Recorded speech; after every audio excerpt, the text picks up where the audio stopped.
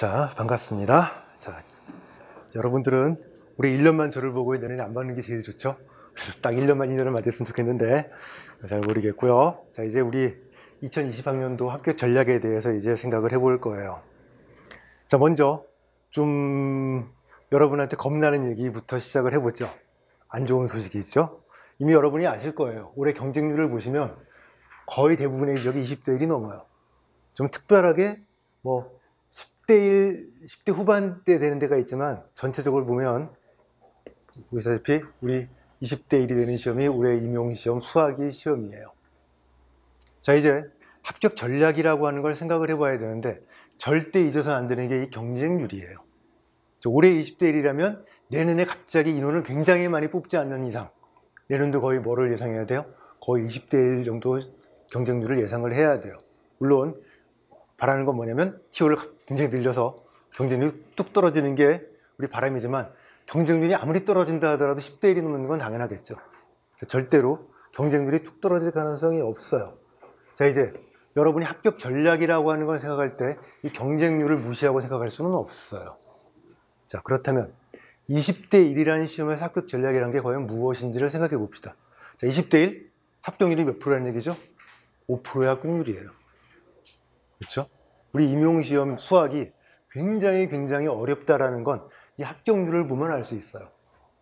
자, 이 5%의 시험에서 100% 합격을 보장하는 합격 전략이 있을 수는 없어요. 거기 있다고 주장하는 사람은 거짓말인 거예요. 아무리 좋은 전략을 들고 와도 합격률은 뭐예요? 5%밖에 안 되는 거예요. 자, 그래서 이제 합격을 보장하는 합격 전략이라는 건 있을 수가 없다라는 걸 우리 인정하고 들어가야 돼요. 자, 그렇다면 합격 전략이라고 하는 건 무엇이냐? 합격의 가능성을 아주 조금이라도 높이면 그게 바로 합격 전략인 거예요. 자, 5% 시험인데 내가 가능성을 10% 높였다? 굉장히 높인 거예요. 2배로 높인 거라고요. 그래서 우리의 합격 가능성을 조금이라도 높이는 방법이 무엇인가를 생각해 보는 것이 합격 전략이에요. 물론 학원에서는 합격 전략을 강조할 때 뭐죠? 100% 합격인 것처럼 강조하지만, 그렇게 홍보를 하지만 절대로 그럴 수는 없는 게 현실이에요. 자, 어떻게 하면 합격률을 단 1%라도 올리겠느냐? 자, 이 생각을 이제 우리 한번 해볼 거예요. 자, 먼저 질문을 던지죠. 우리가 수학을 공부해야 돼요. 자, 수학 실력이 좋으면 임용시험 전공 점수가 좋을까요? 자, 시험 문제가 쉬워지면 임용시험 준비하는 게 쉬워지나요? 자, 이런 생각을 이제 우리가 해볼 거예요. 자, 둘 다 절대 아니라는 걸 기억해 주세요. 첫 번째, 전공을 잘하면 점수가 좋을 것이다. 여러분이 주변을 봐도 알아요. 주변을 보시면 수학을 굉장히 잘하는 분이 많아요. 근데 그분이 항상 붙느냐? 아니에요. 평상시에 보면 그분보다 수학을 못하는 것 같은 사람이 붙고요. 수학을 잘하는 것 같은 사람이 떨어질 때가 굉장히 많아요. 아마 여러분들이 주변에 많이 볼 거예요. 자, 그리고 시험 문제가 쉬워지면 과연 임용시험 문제가 쉬워질까요? 자, 절대로 아니라는 걸 여러분이 기억을 해줘야 돼요. 자, 합격하고 불합격을 가리는 시험이 두 종류가 있어요. 하나는 합격자 수에 제한이 없어요. 그냥 커트라인을 딱 결정해놓고 커트라인만 넣으면 합격해주는 시험. 예를 들어 자격증 같은 시험. 이런 것들은 커트라인이 있어요. 커트라인만 넘으면 합격이 되는 시험. 자, 이건 절대평가죠. 사실 절대평가인지는 잘 모르겠어요. 하지만 이런 시험은 진짜로 문제가 쉬우면 합격이 쉬워요. 커트라인 넘기는 거는 문제가 쉬우면 쉬울수록 분명히 쉬워요. 경쟁률은 전혀 의미가 없는 시험이에요. 임용시험은 해당이 안 되죠. 임용시험은 그게 아니에요. 잠깐만요. 이 펜이 안 나오나? 자. 임용시험은 이게 아닌 시험이에요. 자, 임용시험은 이 두 번째 유형이에요. 커트라인이 없어요. 물론 과락에는 있지만 과락이 커트라인을 말하는 건 아니죠. 커트라인이 없고요. 합격자의 수가 결정되어 있어요. 합격자의 수에 따라서 우리 합격, 불합격을 가리는 시험이 우리 임용시험 같은 시험이에요. 일종의 상대평가예요. 자, 이 상대평가라는 요거 여러분 기억해 둡시다. 자, 문제가 쉬우면 어떻게 될까요? 자, 전부 다 구구단을 가지고 임용시험을 본다고 쳐봅시다. 자, 어떤 일이 벌어지죠? 실수 하나 하는 순간에 떨어져요. 실력하고 상관이 없어요. 여러분이 아무리 노력해봐야 그날의 컨디션, 그날의 운일 뿐이에요. 그리고 임용시험은 시험 문제가 어렵게 나온다, 쉽게 나온다는 전혀 관계가 없는 시험이라는 걸 여러분이 알아야 돼요. 시험 문제가 쉬우면 쉬울수록 더 합격이 어려워요. 왜? 다 잘 봐요. 경쟁자가 다 잘 보면 내가 그 사람보다 앞서야지만 붙는데 앞서기가 힘들어요. 그래서 사실은 우리 임용시험은 시험 문제가 쉽게 나오면 굉장히 힘들어요, 합격하기가. 좀 이따가 합격률 얘기를 간단히 하겠지만 저의 경험으로 보면 시험 문제가 쉬워지면 제 수강생들이 합격률이 떨어져요. 그건 제가 알아요. 왜? 다들 잘 보니까 제 수강생들이 그걸 앞서기가 힘든 거예요. 자, 그래서 우리는 시험 문제가 쉽게 나오는 걸 절대로 좋아해서는 안 돼요. 자, 이제 며칠 전에 본 2019년 시험은 난이도가 좀 어려워졌죠? 자, 그렇게 난이도가 좀 있는 시험이 오히려 합격하기에 더 좋은 시험이라는 거예요. 왜? 경쟁자들이 시험을 못 보기 때문에 내가 조금만 노력을 해서 점수를 조금만 높이면 가능성이 생겨요. 자, 그런데 올해 문제가 좀 어려워졌기 때문에 자, 내년에는 상대적으로 쉬워질 가능성이 커요. 아마 점수가 나빠지면 분명히 내년 평가원에서 문제를 쉽게 내달라고 분명히 요구를 할 거기 때문에 그럴 가능성이 있지만 자, 그건 나중에 생각할 것이고요. 자, 이제 이런 시험의 어려운 정도는 무엇이 결정해요? 경쟁률이 결정하는 거예요. 시험 문제의 난이도는 무시하고요. 우리는 뭘 봐야 돼요? 아까 20대 1 경쟁률을 봐야 돼요. 그래서 여러분이 합격 전략을 짠다? 자, 합격 가능성을 좀 높이는 방법을 찾겠다? 그 경쟁률을 항상 생각을 해야 돼요. 자, 그러면 일단 목표를 세워야 돼요. 합격을 하기 위해서 뭔가 목표를 세워야 돼요. 자, 근데 우리 목표는 임용시험 전체 중에 1등 하겠다가 목표가 아니죠. 물론 1등 하면 합격해요. 하지만 1등이 목표는 아닌 거예요. 자, 이게 굉장히 중요한 생각이에요. 1등이 목표가 아니라는 것. 자, 합격만 하면 돼요. 자, 그러면 합격을 하기 위한 목표 점수가 과연 몇 점이 되겠느냐? 자, 우리 전공이 수학, 교육 합쳐서 80점 만점이에요. 그죠?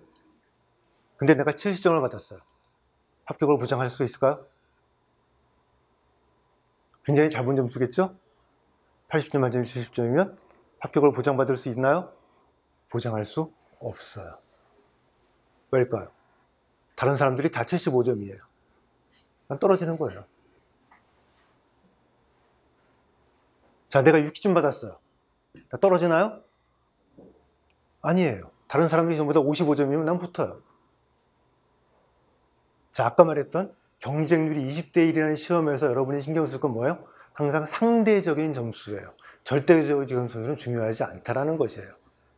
그래서 제가 여러분한테 이제 말씀드리는 건 항상 플러스 1점이에요. 왜? 경쟁자보다 1점만 앞서면 돼요. 자, 그래서 우리의 목표는 바로 저거예요. 자, 절대적인 점수를 생각하는 것이 아니라 우리 주변의 경쟁자들보다 내가 어떻게든 단 1점이라도 앞서면 가능성이 커진다. 자, 이게 합격 전략의 핵심이 되어야 돼요. 많이 앞설 필요 없어요. 아까 말했지만 뭐가 목표가 아니죠? 1등이 목표가 아니라는 것이에요. 합격이 목표이기 때문에 경쟁자들보다 한 발만 앞서면 나는 붙는다예요. 물론 장담 못하죠. 2차도 있고 여러 가지 있으니까 가능성이 커진다예요. 그래서 이것을 하기 위해서 우리가 무엇을 해야 되는지를 대체적으로 한번 살펴보는 시간이 오늘 시간이에요.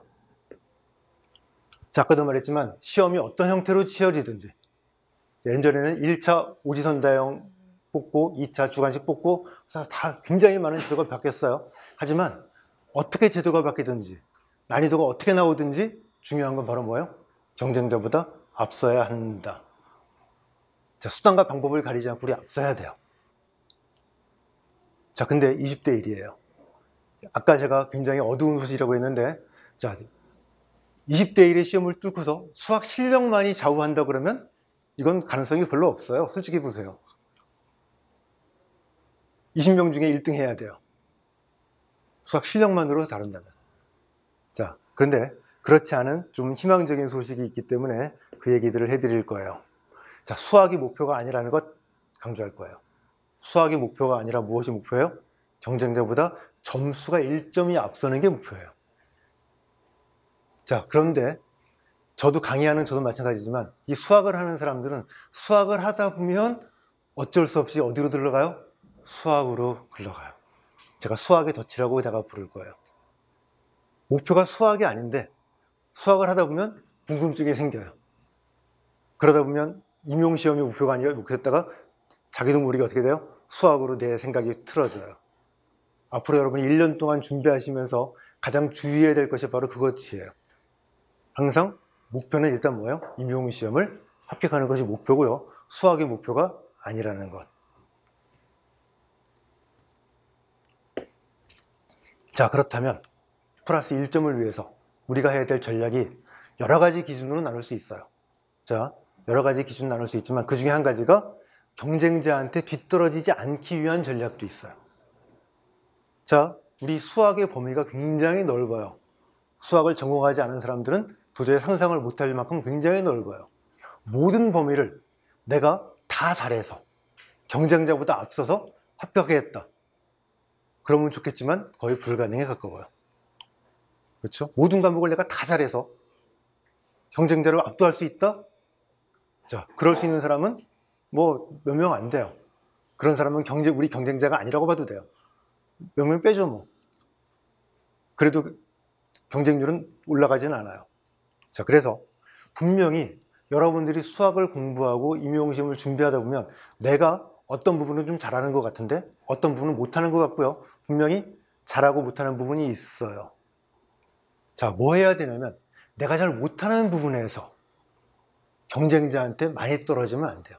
수학이 아니라 점수에서. 자, 내가 예를 들어 내가 해석학을 잘 못해요. 해석학에서 경쟁자보다 내가 5점이 떨어졌어요. 문제가 많이 나니까 5점은 어디서 없을 거예요. 내가 다른 데서 5점을 받아봐야 그래봐야 어깨가 나란히 되는 거예요. 앞선 거 아니에요. 5점이 떨어졌으면 몇 점을 가봐야 돼요? 6점을 받아야 이제 앞서요. 자, 다른 과목에서 경쟁자들이 놀고 있나요? 아니거든요. 자, 그래서 여러분이 신경 써야 될 것 중에 하나가 내가 약점이라고 느끼는 부분, 그런 부분에서 어떻게든 점수 차이를 좁혀놔야 돼요. 그래야 다른 데서 뭐 할 수 있어요? 앞설 수 있어요. 역전할 수 있어요. 그래서 경쟁자한테 많이 떨어지지 않아야 돼요. 자, 어떤 과목은 좀 떨어질 수 있어요. 분명히 뭐 위상수학 다른 사람은 좀 못할 수 있어요. 하지만 그때 점수 차이가 확 벌어지면 안 돼요. 다른 사람은 위상수학 4점짜리 문제 4점 다 봤는데 내가 0점이다. 그러면 안 된다는 거예요. 다른 사람이 4점을 받으면 어떻게든 내가 뭐예요? 1점, 2점은 받아놔야 점수 차이를 줄여놔야 다른 데서 역전할 수가 있어요. 자, 또 하나는 이제 뭐죠? 경쟁자보다 내가 뭔가 앞서는 부분이 있어야 돼요. 이게 하나도 없으면 합격할 수가 없어요. 분명히 내가 어디선가 경쟁자보다 앞서야지만 뭐 할 수 있어요? 합격할 수 있다는 거예요. 저 두 개의 전략이 뭐가 돼야 돼요? 병행이 돼야 돼요. 어느 한쪽에만 치우쳐서는 안 돼요. 자, 여태까지 보시면 알겠지만 절대적인 기준보다 상대적인 전략이 더 중요한 거예요. 그래서 다른 사람이 어떻게 공부하는지를 잘 봐야 돼요. 독불장군으로 합격할 수 없어요. 임용시험 수학은. 합격하는 사람이 몇 명이 있어요. 그 사람들은 아까도 말했지 뭐죠? 이미 우리 경쟁자들이 아닌 사람들이에요. 이미 다 잘하는 사람들은 그 경쟁자를 빼야 돼요. 자, 그래서 우리는 항상 다른 사람들이 어떻게 공부하는지도 관심을 갖고 봐야 돼요. 왜? 상대적으로 나는 그걸 뒤집을 수 있는 뭔가 무기를 만들어야 되기 때문에. 자, 무기가 항상 쓰이지 못해요. 가능성을 높여야 되기 때문에 상대적인 전략을 항상 생각을 해야 돼요. 자, 대략 말씀드렸지만 모두한테 다 맞는 합격 전략이라는 거 있을 수가 없어요. 그건 말이 안 되죠. 자, 모두가 다 똑같이 공부한다면 앞설 수 없어요. 분명히 이 합격 전략이라고 하는 건 여기 앉아 계신 여러분 개인마다 다 나만의 전략이 있어야 돼요. 자, 현재 여러분이 갖고 있는 수학 실력이 다 천차만별이에요. 자, 따라서 그 전략이 달라져야 돼요. 제가 오늘 이 시간에 어떤 특정한 주제를 갖고 말할 수는 없어요. 그냥 두루뭉실하게 말하는 거기 때문에 전체의 흐름만 말씀드릴 것이고요. 그런 전략들은 여러분이 공부하시면서 이제 수립해 나가야 되고요. 그리고 항상 바뀌어야 돼요. 상대적인 전략의 특징은 경쟁자가 실력이 변하거든요. 내 실력도 변해요. 그것에 따라서 뭐가 돼야 돼요? 전략이 바뀌어야 돼요. 그래서 여러분한테 맞는 그러한 전략을 찾아야 되는 것이 중요하고요. 자, 이제 뭐가 돼야 돼요? 분명히 여러분이 공부하고 경쟁자가 공부하는 동안에 상황이 변하거든요. 그 변하는 상황에 따라서 뭐 해야 돼요? 전략을 여러분들이 조금씩 수정을 해야 돼요. 자, 이제 보시면 알겠지만 굉장히 시중에 굉장히 많은 정보들이 넘쳐요. 그것들을 참고해서 여러분이 전략을 세워야 되는데, 자, 시중의 정보를 참고할 때 여러분이 반드시 해야 될 것이 있어요. 자, 학원의 논리를 제거해야 돼요. 자, 다른 학원의 전략을 제가 말할 수는 없어요. 그러면 제가 그쪽을 비판하는 거기 때문에 오늘 이 자리에서 우리 윌비스하고의 홍보와 이런 것들을 한번 생각해 봅시다. 학원에서는 여러분 합격하라고 일부러 모으는 걸까요? 아니에요. 학원은 뭐가 목표예요? 수익이 목표예요. 그래서 아까 제가 합격 전략이라고 하는 것 100% 합격할 수 없다고 말씀드렸지만 학원의 홍보를 보면 어떻게 돼 있어요? 뭔가 100% 합격하는 전략이 있는 것처럼 홍보를 해요. 왜? 그래야 여러분들이 오니까. 자, 이제 그런 것들을 이제 색안경을 끼고 봐서 제거해야 돼요. 분명히 저도 이 학원에 소속되어 있기 때문에 학원의 홍보에 따라서 제가 어떻게 홍보되는지 모르겠지만 그 학원의 논리가 들어가 있어요. 자, 여기 이 자리는 세 종류의 이익이 상반되는 이익이 있어요. 그래서 여러분들은 순수하게 합격을 위해서 오신 분들이에요. 학원은 여러분의 합격이 뭘 보장해줘요? 수익을 보장해주기 때문에 수익을 위한 거예요. 자, 이제 저는 중간에 끼어있는 사람이라고 보면 돼요. 물론 저도 저 생계의 수단이 강이기 때문에 여러분이 많이 오면 좋지만 무조건 많이 오는 거 바라지 않아요. 여러분이 무조건 많이 오면 저한테 득이 안 돼요. 왜? 저도 나름대로 여러분이 선생님이 되신 여러분들을 강의 가르치면서 합격자가 나와 선생님 되시면서 자, 저도 나름대로 뭔가 보람을 찾는 그러한 행위거든요. 근데 수강생이 굉장히 늘면 그게 힘들어져요. 자, 예를 들어 볼까요?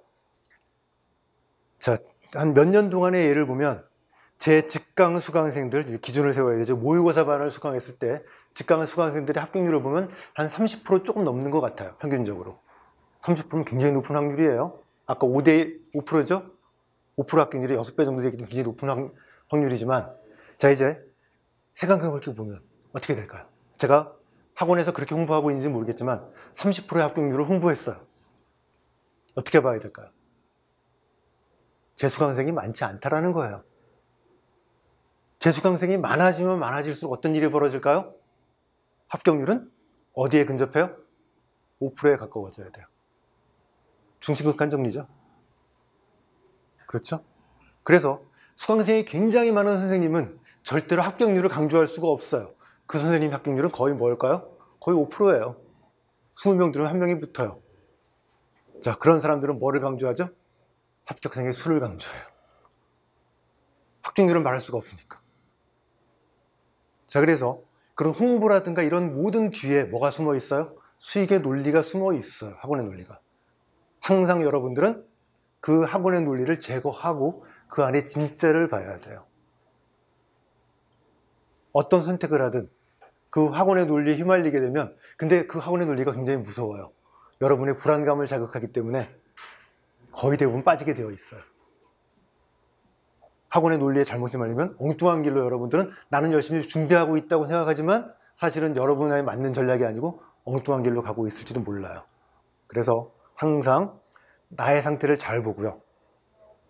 여러분이 정확히 판단해야 돼요. 수업을 수강할 때도 정확히 목표를 가지고 수강해야 돼요. 막연히 나는 열심히 공부하고 있어? 자, 굉장히 유명한 선생님 수업을 난 듣고 있어. 그냥 만족감일 뿐이에요. 그런 식으로 수업을 들어서는 안 되고요. 분명히 정확하게 어떤 목표를 딱 잡고서 들어가야 돼요. 그런 것들을 여러분이 앞으로 잘 해두셔야 돼요. 자, 계속 말씀드리지만 지금 이 자리에서 합격 전략을 딱 선택할 수는 없다. 여러분들이 앞으로 계속 수정해 나가는 것이 합격 전략이에요. 그럼 이 자리는 뭐냐면 앞으로 여러분들이 전략을 수정해 나갈 때 뭔가 도움이 될 수 있는 생각들을 간단히 설명드리는 시간이에요. 자, 사실은 굉장히 할 얘기가 많아서 작년, 재작년의 경우에는 총 4번에 걸쳐서 특강을 했어요. 합격 전략만. 자, 그랬더니 좀 지지분한 것도 있고 해서 올해에는 그냥 총론만 특강으로 말씀을 드리고요. 나머지는 수업을 진행하면서 그 수업에 딱 맞춰서 그때그때 그 특강에 대한 부분을 말씀을 드릴 거예요. 그래서 오늘은 전체적으로 합격 전략을 만들 때 이런 생각만 하자, 그 정도까지만 말씀을 드리고 세부적인 것은 우리 따로 우리 수업을 진행하면서 이제 말씀을 드릴 거예요. 자, 아까 했던 질문을 다시 떠올립시다. 내가 수학을 열심히 공부한다. 내가 임용시험 전공 준비를 진짜 제대로 하고 있다. 이 말이 같은 말일 것이냐라는 것이에요. 자, 수학 실력이 좋으면 임용시험 전공의 점수가 좋을 것이다. 자, 이게 아니라는 걸 여러분이 빨리 깨달아야 돼요. 예를 들어 봅시다. 제가 만일 수능을 본다면 잘 볼까요? 저를 고등학생이랑 수학 실력을 비교하면 굉장히 섭섭해요. 수학 실력은 말도 안 되게 차이가 나요. 근데 과연 내가 수능을 본다면 잘 볼까요? 저 자신 없어요. 아마 시간이 모자라서 문제 다 풀지도 못할 거예요.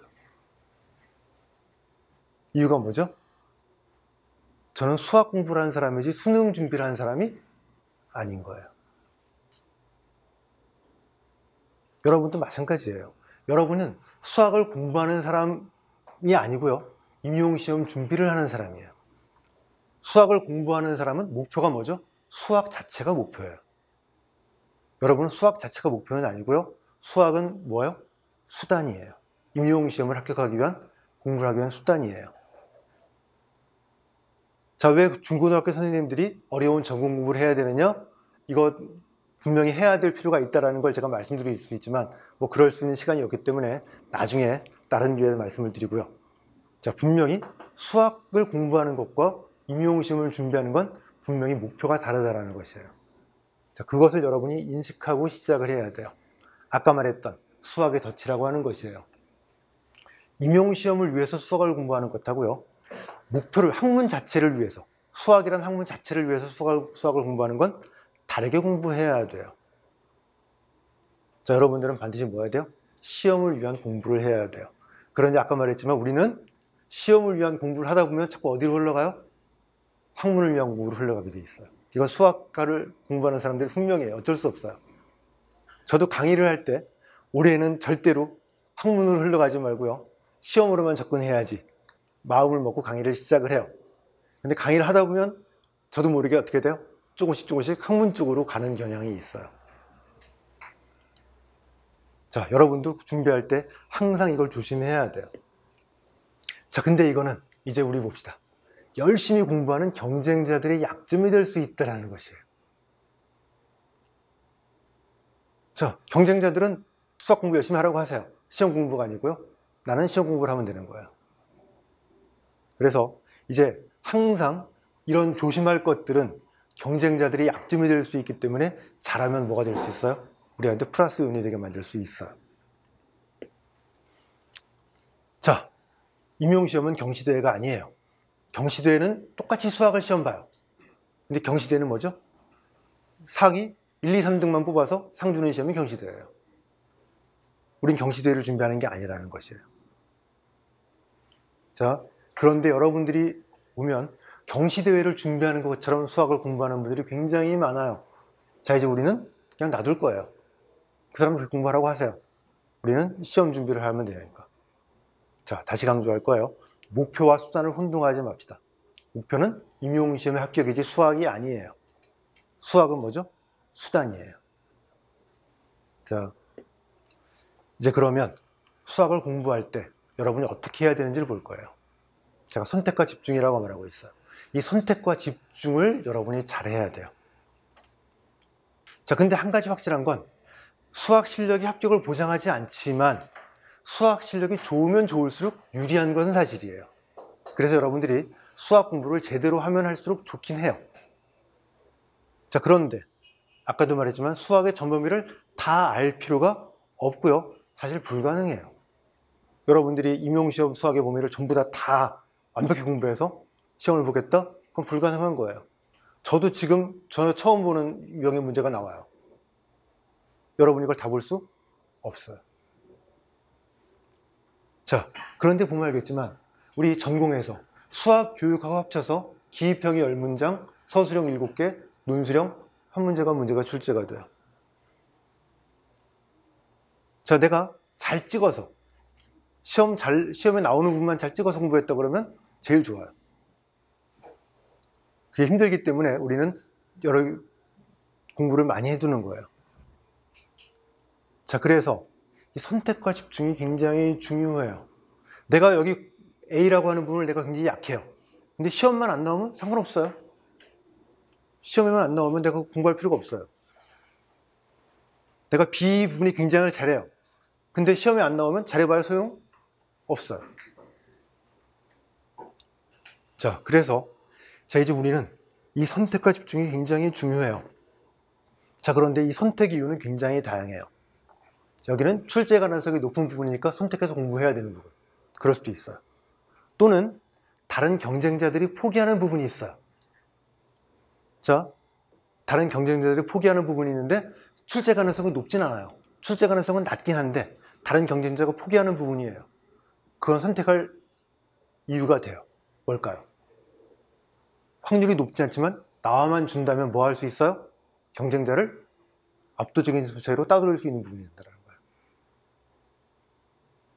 자, 그런 데는 선택해서 공부할 필요가 충분히 상한 이유가 되는 거겠죠. 근데 똑같이 포기해도 돼요. 왜? 경쟁자들이 안 하니까 나도 거기 나오면 틀려도 돼요. 떨어지진 않아요. 그래서 경쟁자들이 포기하는 부분을 찾아서 공부하는 건 무슨 전략이에요? 앞설 가능성을 만드는 전략이에요. 예를 들어 위상수학 같은 경우 예전에는 해대위라고 해서 해석학, 대수학 그 다음으로 출제가 많이 되는 과목이 위상수학이었는데요.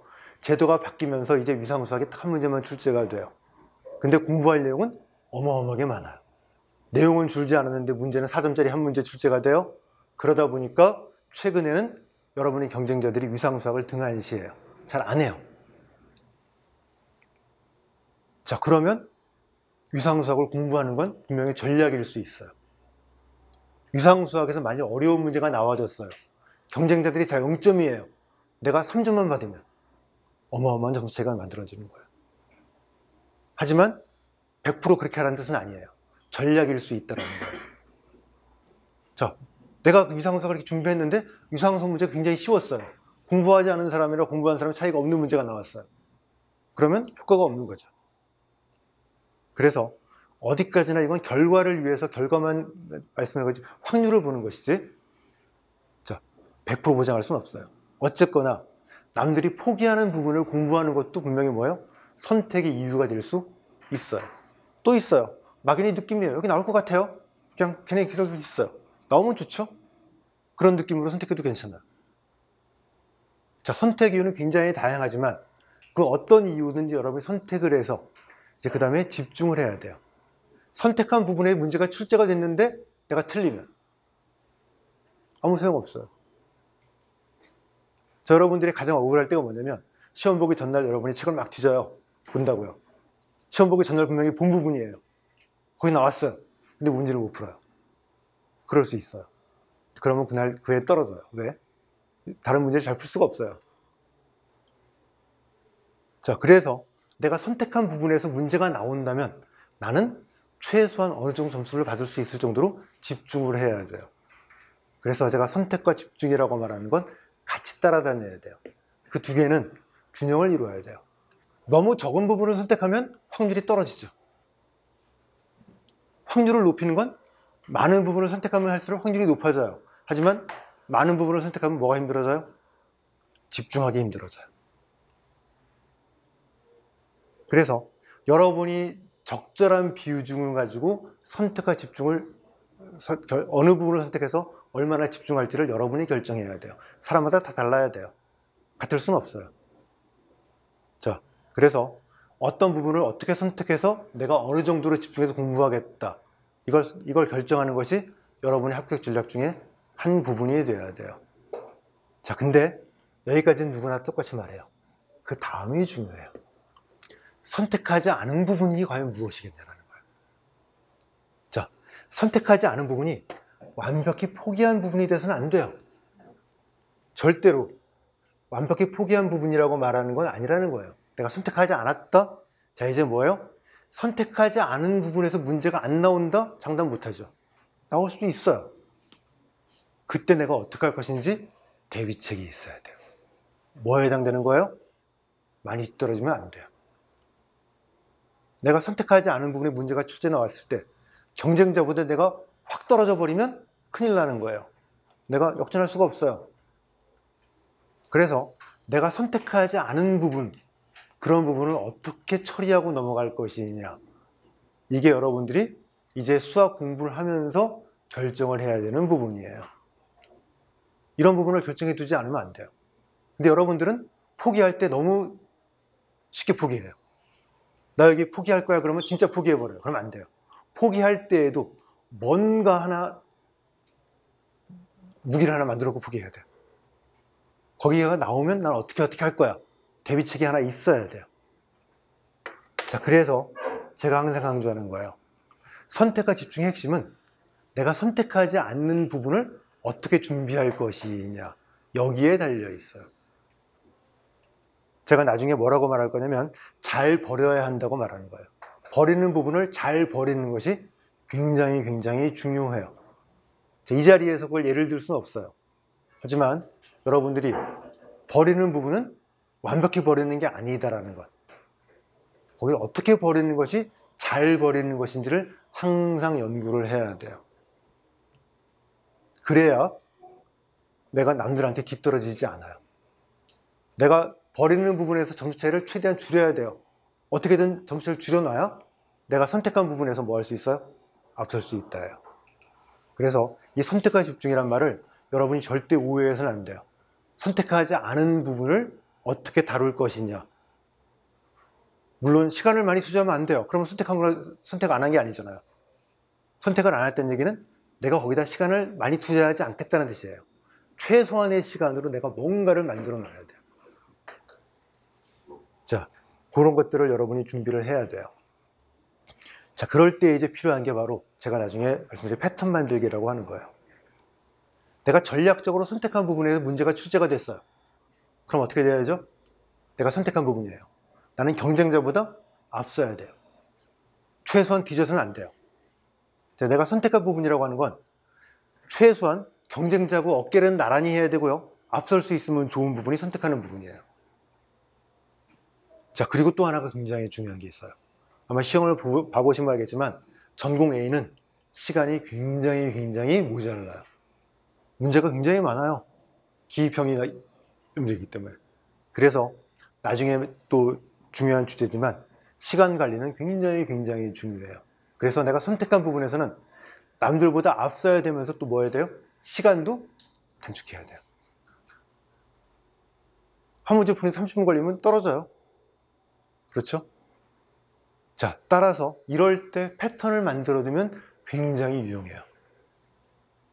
자, 또 반대로 선택하지 않은 부분, 내가 여기는 공부 안 할 거예요.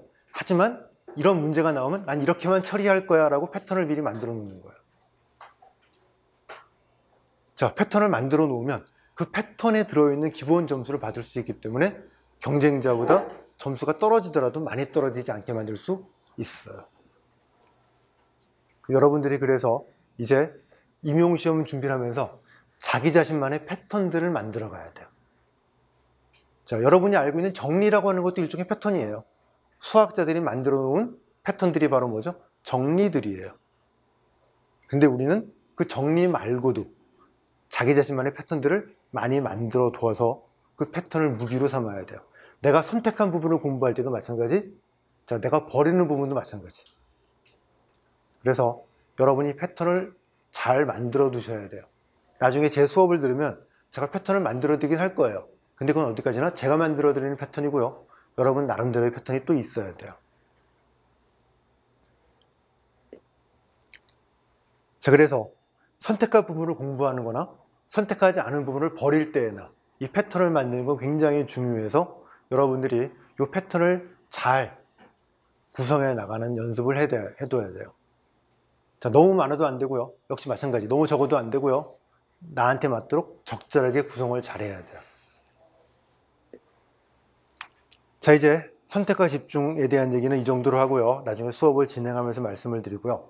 이제 문제풀이반을 들어갈 때 제가 말씀드린 것 중에 하나인데, 이제 기입형 서술형 문제의 특징을 보죠. 기입형 계산 문제예요. 자, 기입형 계산 문제의 핵심은 빠르고 정확하게 해요. 저 두 개가 역시 균형이 맞아야 돼요. 균형이 맞지 않으면 아무 소용이 없어요. 자, 정확해요. 근데 오래 걸려요. 그러면 떨어져요. 자, 기입형이 10문제가 나는데 기입형 하나 푸는데 10분이 걸려봐요. 그걸로 시간 다 가요. 그럴 수 없어요. 빠르기가 굉장히 중요해요. 근데 빠르기만 신경 쓰면 안 돼요. 내가 문제는 빨리 풀 수 있는데 정답률이 50%예요. 믿을 수가 없어요. 그래도 안 돼요. 그래서 이 빠르기하고 정확도가 균형을 이루는 게 굉장히 중요해요. 따라서 여러분이 기입형 계산 문제 연습은 반드시 해야 되는데, 그때 꼭 해야 되는 것이 뭐예요? 빠르기하고 정확도에 신경을 써야 돼요. 자, 그래서 여러분들이 항상 체크해야 돼요. 내가 이런 형태의 문제를 푸는데 얼마나 걸렸고요. 이런 형태의 문제를 풀면 정답률이 몇 프로 정도다. 이걸 여러분이 모르면 안 돼요. 근데 대부분 그거 몰라요. 예를 들어 내가 역행열 문제 10개를 줬어요.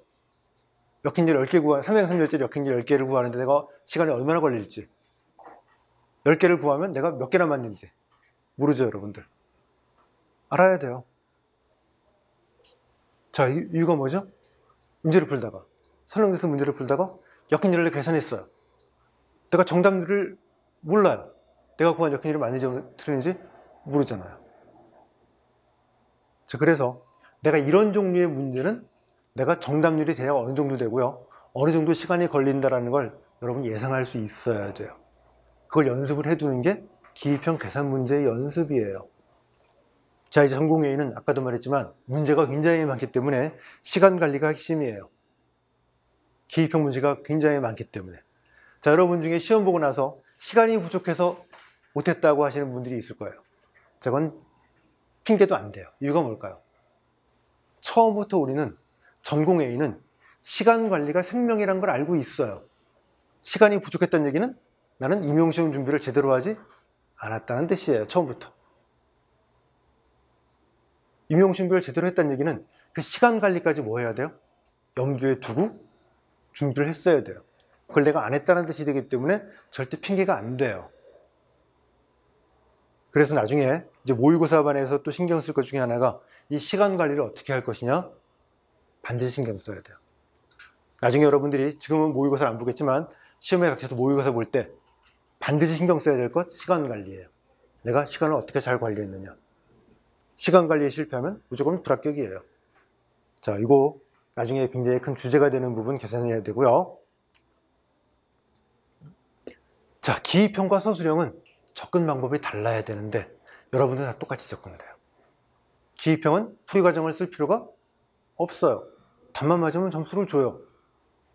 서술형은 풀이 과정이 틀리면 점수가 거의 없어요. 따라서 접근하는 방법이 달라야 되는데 여러분들은 기입형 문제를 풀 때나 서술형 문제를 풀 때나 똑같은 방법으로 똑같이 풀어요. 자, 기입형 준비를 한다는 얘기는 서술형이 아니고 기입형에 맞춰서 준비를 해야 돼요. 뭔가 다른 방법으로 접근하는 걸 여러분이 항상 생각을 해야 돼요. 자, 여러분들이 항상 시험 보고 나면 기출문제 해설 풀이가 돌아다녀요. 근데 그 기입형 문제 풀이를 따라서 한번 풀어봅시다. 그 해설 강의의 풀이를 그대로 따라서 풀면 절대로 시간 안에 못 풀어요. 제가 장담해요. 기입형 문제 그렇게 푸는 게 아니라는 거예요. 자, 필요하다면 직관적인 풀이도 써야 돼요. 기입형은. 이유는 정확히 못 돼도 되는데, 이거 답이 이걸 것 같아요. 자, 이거 약간 제가 정답률이 내가 높다면 내가 80% 확신할 수 있어요. 근데 보자마자 답을 80% 확신했어요. 근데 정석대로 풀려면 한 시간이 5분 걸릴 것 같아요. 5분 투자해서 100% 확률일 것이냐? 100%도 안 되죠. 실수할 수 있으니까. 내가 실수하는 것이 5% 있으십니다. 5분을 투자해서 95% 확률일 것이냐? 문제 보자마자 이건 계산을 안 해봤지만 답은 이걸 것 같아요.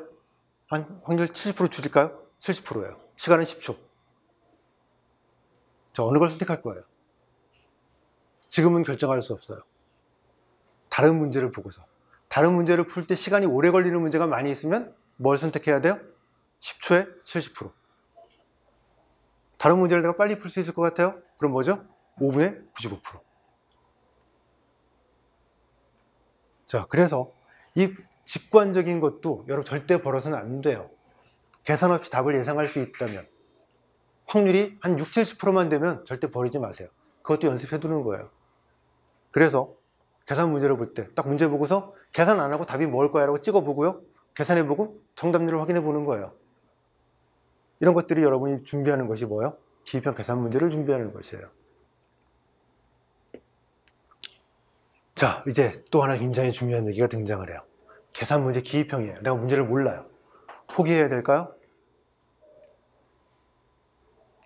자, 제가 모의고사반에서 항상 하는 말, 백지는 절대 금지.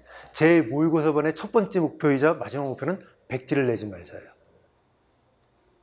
백지는 누가 제일 좋아요? 채점하는 사람이 제일 좋아요. 보자마자 0점 끝. 절대로 백지를 내서는 안 돼요. 기입형도 마찬가지, 소수령도 마찬가지. 자, 이게 임용시 합격 전략에 제가 강조할 때 마지막에 올 때 시작과 끝이에요. 우리의 목표예요. 자, 수학의 지식도 좋고요. 경험도 좋아요. 총동원해서 어떻게든 기입형 문제라고 해도 답을 예상을 해야 돼요. 자, 적분 문제가 나왔어요. 나 몰라요. 정적분 문제예요. 아무거나 찍을 수 있어요. 확률은 0이에요. 왜? 실수의 기수분의 1이니까. 하지만 진짜로 확률이 0일까요? 예를 들어 여러분이 적분 문제를 풀었는데 답이 1억 3052.7. 이런 적분 문제 본 적 있어요? 없어요. 적분 문제 답이 100 넘어가는 거 본 적 있나요?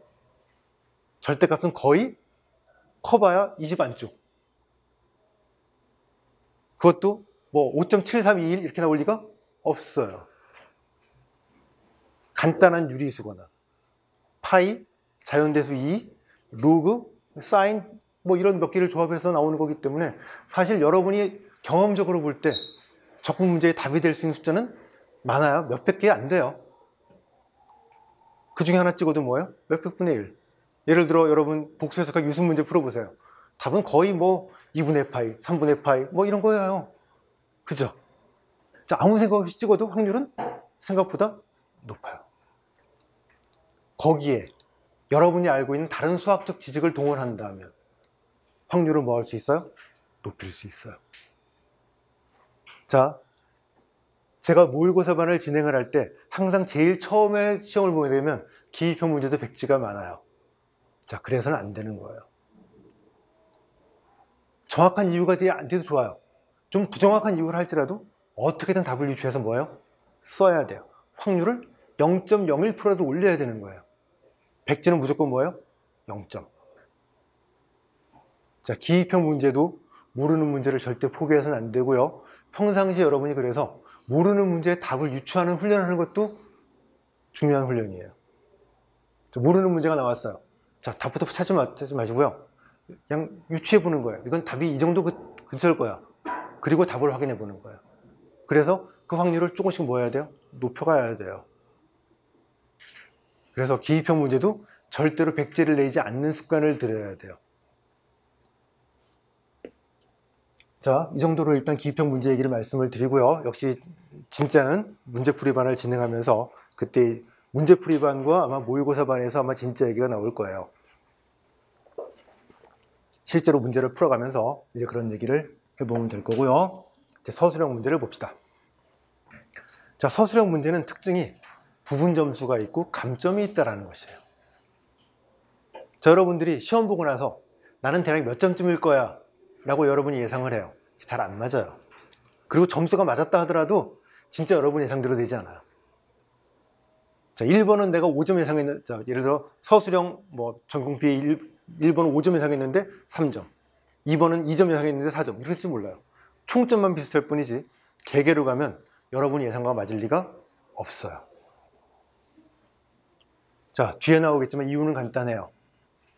나중에 저는 모의고사를 보게 되면 실제로 여러분들이 몇 명이 채점을 실제로 한번 해볼 거예요.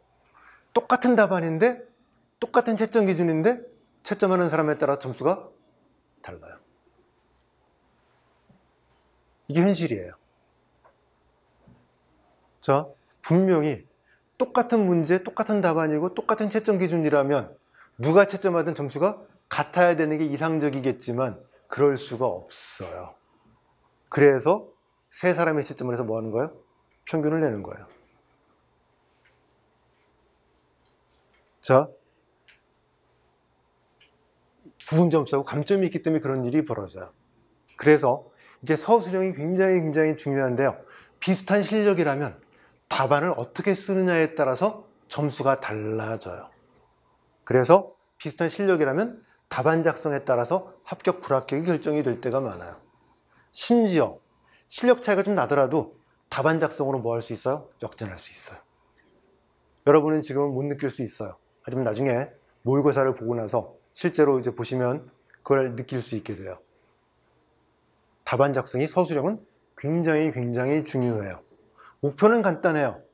내가 아는 문제라면 절대로 뭐 하지 말자? 감점당하지 말자. 내가 모르는 문제를 하더라도 어떻게든 부분 점수를 받아내자.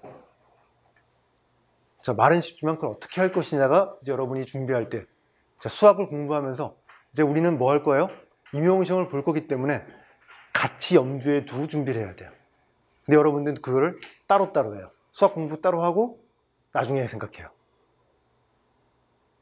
자, 그래서 답안 작성을 어떻게 할 것이냐인데 이때 제일 중요한 게 무엇이냐면 채점 기준을 이해하는 거예요.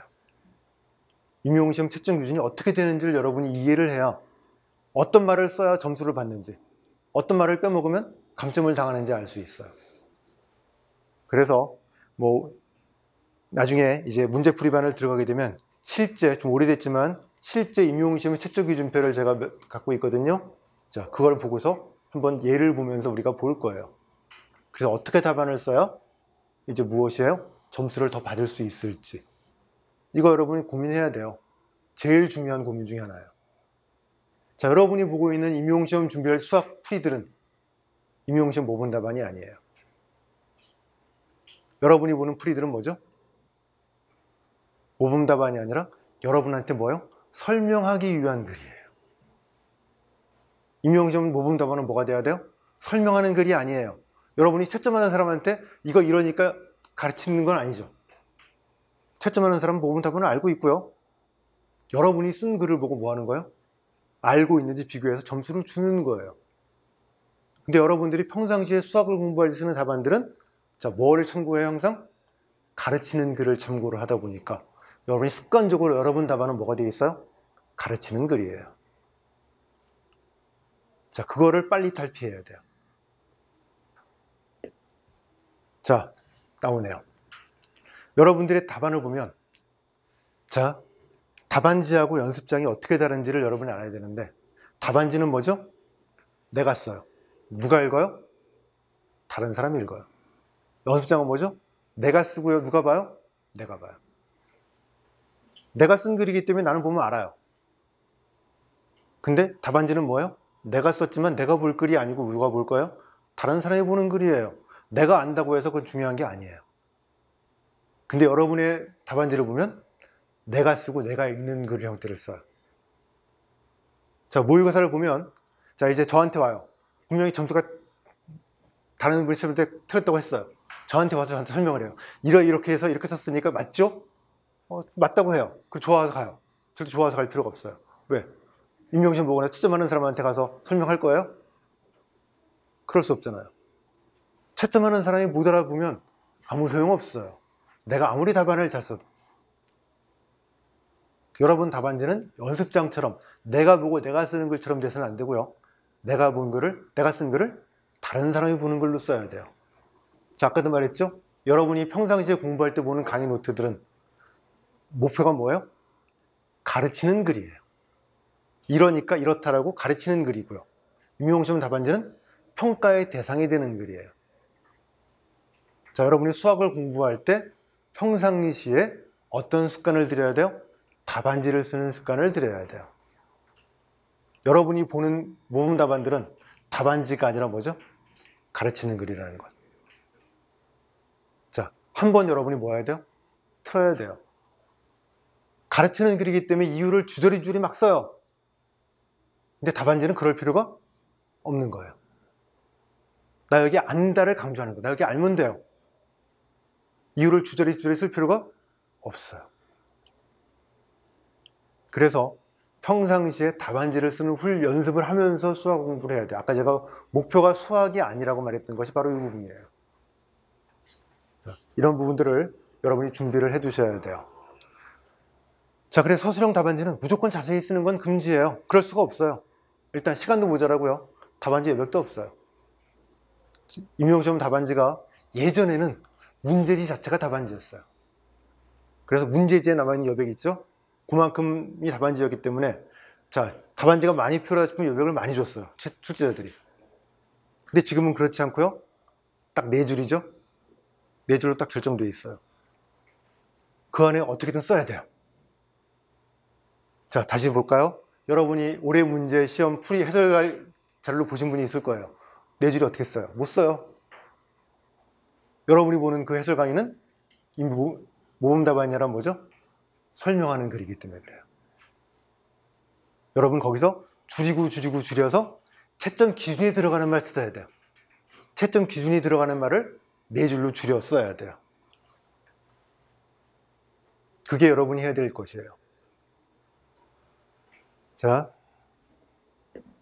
역시 서술형 문제도 백지는 절대 금지예요. 내가 모른다고 백지를 내면 누가 제일 좋아요? 채점하는 사람이 제일 좋아요. 내가 뭔가 모르는 문제라 하더라도 부분 점수를 받을 수 있는 말을 뭔가를 찾아서 써내야 돼요. 자, 굉장히 중요하죠. 내가 4점짜리 문제 서술형이에요. 내가 모른다고 백지를 냈어요. 0점이에요. 어떤 사람은 뭔가를 써서 1점을 받아요. 점수 차이가 1점 벌어지는 거예요. 그 1점을 뒤집으려면 다른 생사가 2점을 앞서야 돼요. 자, 그래서 절대로 서술형이든 기입형이든 여러분들이 앞으로 이제 임용시험을 준비할 때 여러분의 마음가짐은 절대로 나는 백지 답안을 안 낼 거야 라는 마음가짐으로 공부해야 되고요. 그걸 현실에 옮겨야 돼요. 백지를 하나도 안 내면 가능성이 굉장히 올라가요. 특히 올해 같은 시험, 여러분이 어렵다고 느끼는 시험 같은 경우에 백지가 하나도 없잖아요. 그러면 그 사람은 가능성이 굉장히 높아요. 어떻게든 백지를 내지 말자. 이게 우리의 목표예요. 역시 문제풀이반에서 구체적으로 채점 기준도 보고요. 우리가 생각해 볼 것이 바로 부분이에요. 자, 그 다음에 제일 마지막 주제고요. 이게 사실은 어떤 의미에서 굉장히 중요해요. 채점 믿을 수 있을까요?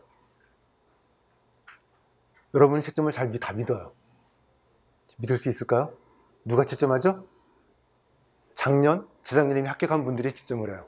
그분들은 수학을 논 지가 이미 1년이 넘어요. 자, 내년 여러분이 시험 보실 때 채점하는 분들은 가장 최근에 올해 합격하신 분들이 채점하면 그나마 가장 최근 1년. 작년에 합격하신 분이 채점하면 2년. 자, 여러분이 아마 아실 거예요. 수학은 한 달만 손 놓아도 까마득해요. 저도 마찬가지예요. 저도 한두 달 수학 책 안 보잖아요. 갑자기 하려면 저도 문제 못 풀고 까마득해요. 자, 수학을 전공하지 않은 분들이 1년 이상 수학을 손에서 놓은 다음에 채점한다면 그 사람들이 수학을 알까요? 그 사람 채점하는데 그 문제풀이를 정확히 이해해서 채점할까요? 자, 그럴 수가 없어요. 사실은 이게 여태까지 우리가 준비를 다 했지만 결정적으로 마지막에 이게 굉장히 중요해요. 채점 믿을 수 없어요. 자, 그런데 임용시험은 그래도 돼요. 다 똑같이 믿을 수 없으니까. 불공정하게 누구한테는 유리하고 누구한테 불리하게 채점이 되면 안 돼요. 다 똑같은 기준이에요. 그래서 채점 믿을 수 없지만 시험의 채점 근거로는 써도 괜찮아요. 왜? 어떤 특정 인한테 유리하게 채점되는 건 아니기 때문에. 자, 이제 여러분이 마지막으로 해야 될 것은 이 믿을 수 없는 채점을 복불복으로 놔둬서는 안 된다는 거예요. 어떻게든 나한테 유리하게 작용되도록 답안지를 써야 돼요. 아까 서술형 답안지 쓰는 맥락하고 마찬가지예요. 자, 이게 저희 모의고사 반의 마지막 목표예요. 제가 보이지 않는 손이라고 부를 거예요. 이건 뭐 근거는 없어요. 하지만 내가 몰라도 채점하는 사람이 볼 때 이 사람 뭔가 아는 것처럼 보이겠으면 점수를 받아요. 내가 알아도 그 사람이 볼 때 이 사람 뭐야 이거? 그래 버리면 점수가 없어요. 중요한 건 채점하는 사람 눈에 어떻게 보이느냐예요. 수학적으로 맞고 틀리고가 중요하지 않아요. 이게 아까 말했지만 우리 임용시험이 수학이 목표가 아니다라는 것에 최종으로 들어가요. 자, 패턴을 만들자고 그랬죠? 패턴을 만드는 이유도 마찬가지예요. 내가 잘 모르는 문제 하더라도 내가 패턴을 만들어 놓고서 패턴에 그냥 끼워 맞췄어요? 그 패턴은 항상 원래 그 문제를 풀려면 이렇게 나가는 패턴이거든요. 채점하는 사람은 맞겠는지 틀린지 잘 몰라요. 그래서 패턴을 만들어 놓는 것이 이제 이럴 때 굉장히 중요해요. 자, 지금은 제가 몇 년 동안 이 채점에 대한 얘기를 했기 때문에 많이들 알겠지만 그래도 이거 신경 쓰지 않는 분들이 굉장히 많기 때문에 우리 경쟁자가 이게 신경을 안 쓸 때 우리는 조금 신경 써서 뭐 할 거예요? 여기서 보이지 않는 손이라도 내 편을 만들어야 돼요. 자, 이게 여러분이 이제 마지막으로 해야 될 부분이에요. 역시 이것도 뭐 얘기를 하려면 굉장히 길어지기 때문에 이건 천상 모의고사 반에서 첨삭을 하면서 이제 설명을 드릴 수 있는 부분이 되는 부분이죠. 자, 이렇게 해서 일단 대략 큰 스케치를 마쳤어요. 이제 중간중간에 뭐 선택과 집중, 기입형 계산 문제 연습, 서술형 답안 작성, 채점 등등에 대해서 따로따로 주제를 잡고 하나마다 1시간씩 강의를 제가 작년에 했었거든요. 근데 올해는 그러지 않을 생각이고요. 이런 것들을 이제 그때그때 수업 시간에 맞춰서 이제 강의를 할 거예요. 그래서 여러분들이 참고를 하시면 되고요. 자, 수업을 어떻게 할지를 간단히 말씀을 드릴게요. 자, 1월 달부터 5월 달까지 마스터반이라고 해서 기본 이론과 기본 문제를 다룰 거예요. 아까도 말했지만 수학의 기초 실력이 좋으면 좋을수록 뭔가 전략을 짜는 데 유리해요. 자, 하지만 이때에도 항상 뭐가 염두에 둬야 돼요? 나는 임용시험을 준비하는 사람이라는 걸 염두에 두고 공부해야 돼요.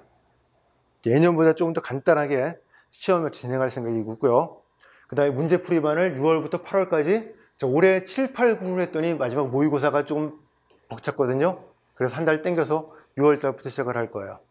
자, 이때 준비할 것은 뭐냐면 기입형 계산 연습하고 서술형 채점 기준을 이해하는 것이고요. 자, 이제 마지막 9월, 10월 모의고사반을 진행할 건데요. 이때는 제가 말씀드린 모든 학교 전략을 총동원할 거예요. 어떻게든 뭐요? 1점을 어떻게든 더 받자요. 1점만 더 받아낼 수 있으면 여러분이 뭘 해도 돼요. 답안지에다가는. 처음엔 힘들어요. 자, 이제 여러분이 모의고사를 진행하면서 마지막 이제 제가 오늘 말씀드린 모든 걸 종합해서 하는 부분이 모의고사반이라는 걸 말씀을 드리고요. 자, 굉장히 빠르게 진행하기 때문에 여러분들이 실제로 적용하기는 힘들 거예요. 하지만 제가 했던 말씀들을 염두에 두시고요. 자, 수학에 덫에 빠지지 않는 것 중요하고요. 항상 목표는 뭐예요? 점수 1점을 더 받는 것이 목표라는 거예요. 자, 포기할 부분은 포기해도 좋아요. 하지만 어떻게 포기할 것인지 대비책을 세우고 포기해야 돼요. 여러분들은 포기하는 부분을 너무 쉽게 아주 깨끗하게 포기하는 경향이 있거든요. 절대 그러지 말라고 하는 거 다시 한번 말씀드리면서 일단 이렇게 합격 전략에 대한 큰 틀에 대한 설명을 마치도록 하겠어요. 자, 수고들 하셨어요.